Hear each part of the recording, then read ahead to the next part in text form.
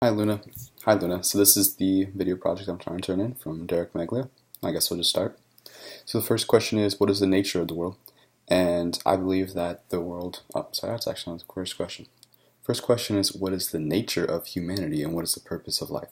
And so I said that from a Christian worldview, I believe that the nature of man is to seek out God. In that sense, I think that God created us with a inborn desire to want and to know Him and to seek Him out. As you know, as we were created by God and made in His image, in His holy, perfect image, we were created in His as an imperfect version of His vision, right? And so that's imperfectness wants us to search out Him and has a desire to know and be known by the holy, perfect God. And that desire is what causes the root of our possessiveness, I think.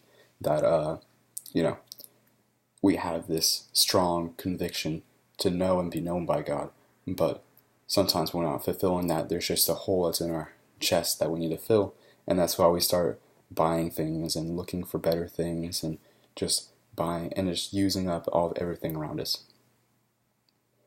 So the purpose of life then is to know God and to share God with others so that they can also satiate that hole that's in our chest. And then after that, what is the nature of the world? So the world is a purely physical plane. So I kind of buy into this like Christian existentialism just a little bit, where it kind of says that everything outside of God is more or less meaningless. So I think that while there is a spiritual plane, that spiritual plane only exists from the level of the mind and from the Holy Spirit, and while it's around and exists on the earth, it's not a part of the earth and will exist after the earth is gone. I think that the earth is kind of like a temporary playground that God created for us to live in until we go to heaven. And most of the things that we do on earth outside of His holy word and works won't really matter.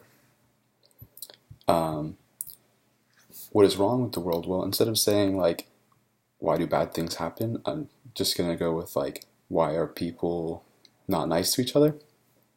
So I think that the reason that we as people will not be cool with each other is because we have this whole mentality that we do of like us and them, us and I and me, and then them and they and those, And then instead of ever thinking like we or us or like all of us together, we just say, I do not get along with people like this. I do not get along with people like that. I do not get along with those people.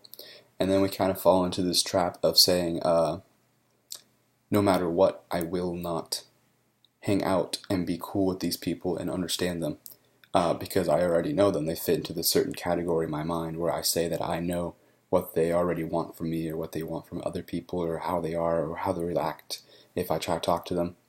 And I think it's because that we don't try to get to know each other that we never end up communicating or being in fellowship or just even being nice to each other. So, and that leads into how can the wrong be fixed and what gives meaning or hope to human existence. So I think that the wrong is fixed once we figure out our place as God's children in this world, because as most of those things don't really matter in this life, like, our jobs per se, or our houses, or like the things we build up on this earth.